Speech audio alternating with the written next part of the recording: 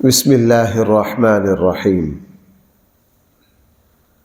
الحمد للہ رب العالمین والصلاة والسلام على سید الانبیاء والمرسلین وعلى آلہ واصحابہ اجمعین اما بعد فاعوذ باللہ من الشیطان الرجیم بسم اللہ الرحمن الرحیم وَإِنَّ إِلْيَاسَ لَمِنَ الْمُرْسَلِينَ إِذْ قَالَ لِقَوْمِهِ أَلَا تَتَّقُونَ أَتَدْعُونَ بَعْلًا وَتَذَرُونَ أَحْسَنَ الْخَالِقِينَ اللَّهَ رَبَّكُمْ وَرَبَّ آبَائِكُمُ الْأَوَّلِينَ فَكَذَّبُوهُ فَإِنَّهُمْ لَمُحْضَرُونَ إِلَّا عِبَادَ اللَّهِ الْمُخْلَصِينَ وَتَرَكْنَا عَلَيْهِ فِي الْآخِرِينَ سَلَامٌ عَلَى الْيَاسِينَ إِنَّا كَذَلِكَ نَجْزِي الْمُحْسِنِينَ إِنَّهُ مِنْ عِبَادِنَا الْمُؤْمِنِينَ صدق اللہ مولانا العظیم۔ ان آیات میں قرآن کریم نے اللہ تعالیٰ کے نبی اور رسول حضرت الیاس علیہ السلام کا مختصراً تذکرہ کیا ہے۔ حضرت الیاس علیہ السلام کا تذکرہ قرآن کریم میں دو جگہ ہے، ایک سورہ انعام میں، وہاں صرف ان کا نام ہے اور کوئی بات نہیں ہے۔ یہاں ان کا مختصر سا تذکرہ ہے کہ یہ اللہ کے رسول ہیں، اللہ تعالیٰ نے ان کو جس علاقے میں نبی بنا کر بھیجا وہاں ایک بعل بت تھا۔ بھائی کیا؟ ایک بعل بت تھا، اس بت کی پوجا کی جاتی تھی۔ حضرت الیاس علیہ السلام نے اپنی قوم سے کہا، اے لوگو، اس بعل کو پوجتے ہو جو کر کچھ نہیں سکتا، جس کی کوئی حیثیت نہیں، اور اس اللہ کو چھوڑتے ہو احسن الخالقین، جس سے بڑھ کر کوئی پیدا کرنے والا نہیں ہے۔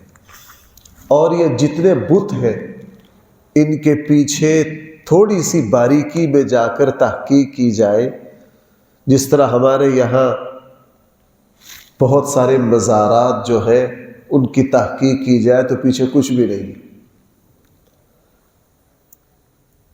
خود مشرکین مکہ کی حالت یہ تھی، لات ایک شخص تھے، حاجیوں کو ستو پلایا کرتے تھے، ان کا انتقال ہو گیا، ان کے مرنے کے بعد ان کے نام پر بت بنا دیا۔ مکہ کا بڑا بت تھا لات، قرآن میں سورہ نجم میں بھی اس کا تذکرہ۔ اصاف اور نائلہ، ایک مرد اور عورت نے حرم میں بے حیائی کی، زنا کا ارتکاب کیا، اللہ نے ان دونوں کو پتھر بنا دیا۔ ان دونوں کے بت صفا مروہ کی سعی پر لوگوں نے رکھ دیے، عبرت کے لیے۔ شروع میں بھائی کس کے لیے؟ عبرت کے لیے۔ چلتے چلتے ایک صدی کے بعد، کچھ عرصے کے بعد جا کر لوگ انہی کو بزرگ لگ گئے سمجھنے، اور انہی کی پوجا شروع ہو گئی۔ رسول اللہ صلی اللہ علیہ وسلم نے جب مکہ فتح فرما کر بت تڑوائے، ان میں سے اللہ کے نبی نے اس مرد اور عورت کا جو بت صفا مروہ کی سعی پر پڑا تھا وہ بھی تڑوایا، اس کو بھی اٹھا کے باہر پھینکوایا۔ بہرحال حضرت الیاس علیہ السلام نے اپنی قوم کو سمجھایا، قوم نے مخالفت کی، اور پھر اللہ تعالیٰ کی طرف سے ان پر عذاب آیا۔ قرآن کریم نے صرف حضرت الیاس کا تذکرہ اتنا ہی کیا ہے، صحیح احادیث میں حضرت الیاس کا تذکرہ نہیں ملتا۔ جتنی بات قرآن کریم نے ہمیں بتائی ہے ہمیں اتنی ہی آتی ہے، اس سے زیادہ ہمیں نہیں آتی۔ جتنی بات ہمیں اللہ کے رسول صلی اللہ علیہ وسلم نے بتائی ہے ہمیں اتنی ہی آتی۔ تفسیر کی کتابوں میں کافی سارے واقعات ہیں حضرت الیاس علیہ السلام اور ان کی قوم کے، وہ سارے اسرائیلیات ہیں۔ بھائی وہ ساری کیا ہے؟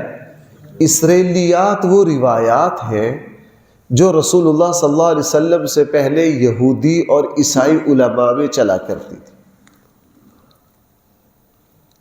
اور یہودی اور عیسائی کچھ عالم جب مسلمان ہوئے تو انہوں نے وہ باتیں مسلمانوں میں بیان کرنا شروع کر دی، اور ایسی باتیں کچھ حضور تک بھی پہنچتی تھی۔ اللہ کے رسول صلی اللہ علیہ وسلم کی زندگی میں بھی کچھ یہودی علماء بیان کرتے تھے، تو رسول اللہ صلی اللہ علیہ وسلم نے ان کے بارے میں فرما دیا تھا کہ ہم نہ ان کی تصدیق کریں گے اور نہ ان کی تکذیب کریں گے۔ بعد میں جا کے جب کعب احبار مسلمان ہوئے، کعب احبار ایک بہت بڑے یہودی عالم تھے، یہ پہلی کتابوں کے حافظ تھے، ان کو پہلی کتابیں بہت یاد تھیں۔ حضور علیہ السلام کا زمانہ پایا، لیکن آقا صلی اللہ علیہ وسلم کی زندگی میں مسلمان نہیں ہوئے، نہ آقا علیہ السلام کو انہوں نے دیکھا۔ آقا کریم صلی اللہ علیہ وسلم کے انتقال کے بعد یہ مسلمان ہوئے، اور پھر مسلمانوں میں ان کی شہرت ہوئی۔ کبھی کبھار حضرت عمر رضی اللہ عنہ کے پاس بیٹھ کر پہلی آسمانی کتابوں کی باتیں بتایا کرتے تھے۔ حضرت عمر کبھی کبھار ان کی باتیں سن لیتے تھے، اور مسلمانوں کو اس بات سے خوشی بھی ہوتی تھی جب وہ کوئی تورات اور پہلی آسمانی کتابوں سے اسلام اور قرآن کی تائید میں کوئی بات پیش کرتے۔ لیکن کعب احبار سے پھر دوسرے صحابہ تابعین بھی ان کی باتیں سننے لگ گئے، اور کعب احبار کی باتوں میں اسی طرح رتب و یابس ہوتا تھا، صحیح بھی اور غلط بھی، اس سے کافی ساری باتیں اسلام میں آ گئی۔ بھائی کافی ساری باتیں کیا آ گئی؟ وہ اسرائیلیات ہیں۔ مثلا میں نے کل کے درس میں عرض کیا تھا کہ جی مینا میں ابراہیم علیہ السلام جب اپنے بیٹے کو ذبح لگے کرنے تو شیطان آیا۔ آپ حضرات نے بھی اپنے زمانہ ماضی میں عید کے دنوں میں خطبات میں بڑے کچھ سنے ہوں گے ممبروں سے کہ جی اس نے حضرت اسماعیل علیہ السلام پہلے حضرت ہاجرہ کو آ کے ورغلایا، پھر حضرت ابراہیم کے پاس گیا، حضرت ابراہیم نے ان کو کنکری ماری، پھر آیا، پھر دوسری مرتبہ ماری، پھر آیا، پھر تیسری مرتبہ ماری۔ وہ تین جمرات ہیں۔ بھائی اس طرح کی باتیں سنی ہوئی ہیں کہ نہیں بچپن میں؟ یہ ساری کیا ہے؟ اسرائیلیات ہیں، ان کی کوئی حقیقت نہیں۔ اس سال حج پر میں جب مینا سے فارغ ہوا تو ہوٹل میں آ کے میرے پاس کتابوں کا کافی ذخیرہ موبائل میں ساتھ ہوتا ہے۔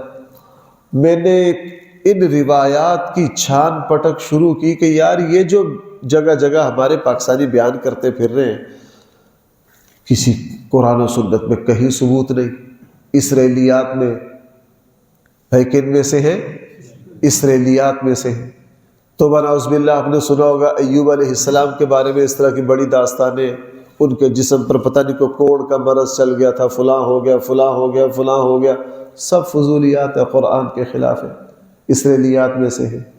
آدم علیہ السلام حضرت ہوا جب جنت میں تھے، شیطان سانپ کی شکل میں گیا، کی شکل میں گیا، اس طرح وسوسہ ڈالا، فلاں ڈالا، یہ کیا ہے؟ اسرائیلیات میں سے، اب بالکل من گڑت ہے، کوئی ان کی حیثیت نہیں ہے۔ یوسف علیہ السلام کا بعد میں زلیخا یوسف کے نکاح میں آ گئی۔ بعد میں جب اللہ تعالیٰ نے تو یوسف علیہ السلام کو کرسی تک پہنچا دیا، پھر کس سے نکاح کیا؟ زلیخا سے۔ اسرائیلیات میں سے ہے، بالکل فضول ہے، اس روایت کی کوئی حیثیت نہیں ہے۔ اسرائیلیات بہت ساری چل پڑی، لہٰذا اس طرح کی ساری باتوں کو بیان کرنے کی کوئی ضرورت ہے؟ جو بات اللہ اس کے رسول صلی اللہ علیہ وسلم نے بیان کی وہ بات بے غبار ہے۔ بھائی وہ بات کیا ہے؟ اور وہ ہمارے لیے کافی اور وافی ہے۔ وہ ہمارے لیے کیا ہے؟ مثلاً ایک مرتبہ یہاں ایک صاحب میرے پاس آ گئے کہ جی یہ حدیث جو ہے رسول اللہ صلی اللہ علیہ وسلم نے فرمایا کہ جب میری قبر کے اوپر کوئی سلام پڑتا ہے میں اس کو سنتا ہوں، میری روح میری طرف لوٹا دی جاتی ہے، وہ کیسے لوٹاتے ہیں؟ حضور کس طرح جواب دیتے ہیں؟ میں نے کہا بھائی اللہ کے رسول نے جتنی بات بیان کی ہے ہمیں اتنی ہی آتی ہے۔ اللہ کیسے لوٹائی جاتی ہے، اللہ کے نبی کیسے جواب دیتے ہیں، یہ بات ہمیں اللہ کے رسول نے بتلائی؟ جو بات ہمیں اللہ کے رسول نے بتلائی نہیں، ہمیں وہ آتی بھی نہیں ہے۔ ہمارا ایمان تو بس جو اللہ کی کتاب نے کہہ دیا، جو ہمارے آقا کریم صلی اللہ علیہ وسلم نے اپنے صحابہ کو سکھا دیا، ہمیں بس اتنی ہی بات آتی ہے۔ بہرحال ذرا دیکھیے قرآن کیا کہہ رہا ہے، وَإِنَّ إِلْيَاسَ لَمِنَ الْمُرْسَلِينَ۔ اس الیاس علیہ السلام بھی بھائی کن میں سے ہے؟ رسولوں میں سے۔ پتہ چلا کہ حضرت الیاس جو ہیں وہ اللہ کے رسولوں میں سے ہے، قرآن نے کہہ دیا۔ اب لقمان علیہ السلام جو ہے، قرآن نے وہاں رسول کا لفظ کہیں بھی استعمال، اس سے پتہ چلا کہ وہ رسولوں میں سے نہیں ہے۔ اور ہمارے یہاں 2-3 بندوں کے بارے میں یہ بات چلتی ہے کہ وہ حضرت زندہ ہے۔ حضرت الیاس کے بارے میں بھی یہ مشہور ہے کہ وہ آج تک زندہ ہے۔ حضرت خضر کے بارے میں بھی کیا ہے؟ وہ بھی زندہ ہے۔ اور حضرت ادریس کے بارے میں بھی کیا ہے؟ مشہور ہے کہ وہ بھی کیا ہے؟ زندہ ہے۔ حالانکہ قرآن و سنت میں ایسی کوئی بات نہیں ہے۔ بھائی قرآن و سنت میں ان کی زندگی کی کوئی بات، ہاں قرآن و سنت میں حضرت عیسیٰ علیہ السلام کے بارے میں 2 ٹوک۔ حضرت عیسیٰ کے بارے میں قرآن نے فیصلہ کر دیا، بل رفعہ اللہ، اللہ نے ان کو کہاں اٹھا لیا؟ آسمان پر۔ اور ہمارے آقا صلی اللہ علیہ وسلم کی 100 سے زیادہ احادیث کہ قیامت کے قریب حضرت عیسیٰ علیہ السلام دوبارہ، وہ 100% اس پر ایمان لانا فرض۔ جو اس چیز کا انکار کرے وہ دائرہ اسلام سے خارج ہو جائے گا۔ حضرت عیسیٰ علیہ السلام زندہ ہے، آسمانوں پر ہے، قیامت کے قریب آئیں گے، اس امت کی قیادت سنبھالیں گے۔ یہ قرآن کریم اور حضور کے احادیث متواترہ کا 2 ٹوک فیصلہ ہے، اس پر ہم 100% کیا لاتے ہیں؟ ایمان لاتے ہیں۔ باقی حضرت ادریس علیہ السلام زندہ ہے یا نہیں؟ حضرت الیاس علیہ السلام زندہ ہے یا نہیں؟ حضرت خضر علیہ السلام زندہ ہے یا نہیں زندہ ہے؟ قرآن و سنت میں ان کی زندگی کی کوئی دلیل موجود نہیں ہے۔ جب موجود نہیں ہے تو کل نفس ذائقۃ الموت، جس طرح باقی نبیوں پر اللہ کا یہ فیصلہ آیا تو حضرت الیاس پر بھی آیا، حضرت ادریس پر بھی آیا، اور حضرت خضر علیہ السلام پر بھی آیا۔ دیکھیے جی، اذ قال لقومہ الا تتقون، جب حضرت الیاس علیہ السلام نے اپنی قوم سے فرمایا الا تتقون، تم اللہ سے کیوں نہیں ڈرتے ہو؟ تم اللہ تعالیٰ کی نافرمانی سے باز کیوں نہیں آتے ہو؟ اتدعون بعلا، تم پکارتے ہو کس کو؟ بعل بت کو۔ وتذرون احسن الخالقین، اور چھوڑ دیتے ہو اس ذات کو جو سب سے زیادہ اعلیٰ ترین پیدا کرنے والی۔ خالقین جمع ہے، اس کا یہ مطلب نہیں خالق بہت زیادہ ہے، نہیں، خالق مجازی بہت زیادہ ہے، یعنی دیکھنے میں کچھ بنانے والے تو بہت زیادہ ہیں، لیکن ان کے پیچھے حقیقت میں بنانے والے جو ہیں وہ بھائی کون ہیں؟ اس لیے کہ سارے جو کچھ بناتے ہیں وہ اللہ کی پیدا کردہ چیزوں کو استعمال کر کے بناتے ہیں، اور اپنے کن فیکون سے کسی چیز کو پیدا کرنا یہ صرف کس کی صفت ہے؟ یہ صرف اللہ کی صفت ہے۔ اللہ ربکم، اللہ تمہارا بھی رب ہے، ورب آبائکم الاولین، اور تمہارے پہلے آباء و اجداد کا بھی رب ہے۔ فکذبوہ، انہوں نے حضرت الیاس علیہ السلام کو جھٹلایا۔ فإنہم لمحضرون، کل قیامت والے دن ان سب کو حاضر کر لیا جائے گا، الا عباد اللہ المخلصین، ہاں اللہ کے مخلص بندے چھٹکارا پائیں گے، اللہ کے مخلص بندے۔ وَتَرَكْنَا عَلَيْهِ فِي الْآخِرِينَ، اور ہم نے حضرت الیاس کا تذکرہ بھی بعد والوں میں اچھائی کے ساتھ باقی رکھا۔ سلام علی الیاسین، حضرت الیاس پر بھائی کیا ہو؟ سلامتی ہو، سلامتی ہو۔ یہ سلام ایسا لفظ ہے، اس میں سب کچھ آ گیا بھائی۔ اس میں کیا آ گیا؟ جو جامع الفاظ ہیں نا قرآن و سنت کے، بھائی وہ یاد بھی رکھنے چاہیے، اللہ تعالیٰ سے مانگنے بھی چاہیے۔ مثلا رسول اللہ صلی اللہ علیہ وسلم کی ساری دعاؤں کو جمع کر لیا جائے نا تو وہ ایک لفظ میں آ جاتی ہے جس کو عافیت کہا جاتا ہے بھائی، جس کو کیا کہا جاتا ہے؟ ہاں، اور خود صحیح حدیث ہے، ہمارے آقا صلی اللہ علیہ وسلم نے فرمایا، اللہ تعالیٰ فرماتے ہیں میرے بندے مجھ سے جو کچھ مانگتے ہیں ان میں سے سب سے زیادہ مجھے یہ پسند ہے کہ میرے بندے مجھ سے عافیت مانگے. کیا مانگے؟ عافیت میں سب کچھ آ گیا. جس طرح دودھ ہے نا، اس میں مکھن بھی ہے، اس میں کھویا بھی ہے، اور اس میں لسی بھی ہے، اس میں دہی بھی ہے، اور اس میں دیسی گھی بھی ہے، اور اس میں چائے بھی، پتہ نہیں کیا کچھ ہے. کیوں بھائی ایسا ہے یا نہیں؟ عافیت. میں بعض باتیں کہنی نہیں چاہیے، وہ ہر بندے کی تنہائی کی باتیں ہوتی ہیں. بعض دفعہ دعا کرتے کرتے بعض دفعہ عاجز آ جاتے انسان، مانگ بعض دفعہ کہ اللہ کون سے الفاظ، بس ایک لفظ کو پکڑ لو، ایک لفظ کو پکڑ لو، اللہم انی اسألک العفو والعافیہ فی الدنیا والآخرہ. اللہ سے عافیت مانگتے رہو، اللہ سے عافیت مانگتے رہو. میں اس مرتبہ حج پر ریاض الجنہ میں، آپ کو پتہ ہے وہ اب پرمٹ کے تحت موقع دیتے ہیں، تو ایک آدھ مرتبہ جانے کا اتفاق ہوتا ہے.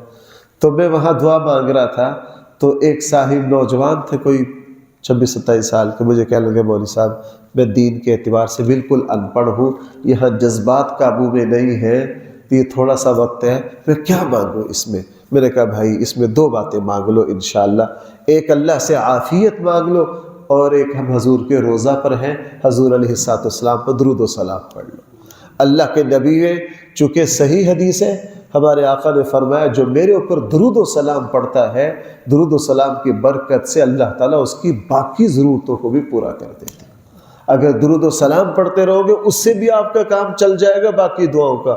اور اللہ تعالیٰ سے عافیت ہی مانگتے رہو. یہ ایسا جامع لفظ ہے، اس میں سب کچھ آ گیا. اور کوئی دن میرا اور آپ کا ایسا نہ ہو جس سے ہم اللہ تعالیٰ سے عافیت. اسی طرح جامع ترین لفظ ایک سلام ہے. کیا ہے؟ سلام ہے. اے اللہ ہم آپ سے کیا مانگتے؟ آپ کو پتہ ہے جس وقت ابراہیم علیہ السلام کی آگ کا تذکرہ ہے، وہاں کیا الفاظ ہے؟ قُلْنَا يَا نَارُ كُونِي بَرْدًا سَلَامًا. سلامتی میں سب کچھ آ گیا. عیسیٰ علیہ السلام کیا کہہ رہے ہیں؟ وَالسَّلَامُ عَلَيَّ يَوْمَ وُلِدتُّ وَيَوْمَ أَمُوتُ وَيَوْمَ، اور سورہ یاسین ابھی گزری ہے، اس میں کیا ہوگا؟ سلام قولا. اور ہم جب مسلمان آپس میں ملتے ہیں تو کیا کہتے ہیں؟ السلام علیکم. ہم جب اپنی نماز مکمل کرتے ہیں کیا کہتے ہیں؟ السلام علیکم ورحمۃ اللہ. یہ جامع ترین الفاظ ہے اللہ سے. اے اللہ ہمیں دنیا اور آخرت کی سلامتی عطا فرما، ہمیں دنیا اور آخرت کی عافیت عطا فرما. اس میں سب کچھ آ گیا. سلام علی الیاسین. اور یہ الیاس سین ہی کا تلفظ ہے، 2 طرح ہے. حضرت الیاس علیہ السلام پر سلامتی ہو. انا کذالک نجزی المحسنین. اسی طرح ہم بدلہ دیتے ہیں احسان کرنے والوں کو. انہ من عبادنا المؤمنین. بے شک الیاس جو تھے وہ ہمارے مومن بندوں میں سے تھے. اللہ تعالیٰ مجھے اور آپ کو صحیح سمجھ عطا فرمائے. الحمدللہ رب العالمین، والصلاة والسلام علی سید المرسلین وعلى آله واصحابه اجمعین. ربنا آتنا في الدنيا حسنة وفي الآخرة حسنة وقنا عذاب النار. صلى الله تعالى على خير خلقه سيدنا مولانا محمد وآله واصحابه اجمعین برحمتك يا ارحم الراحمين.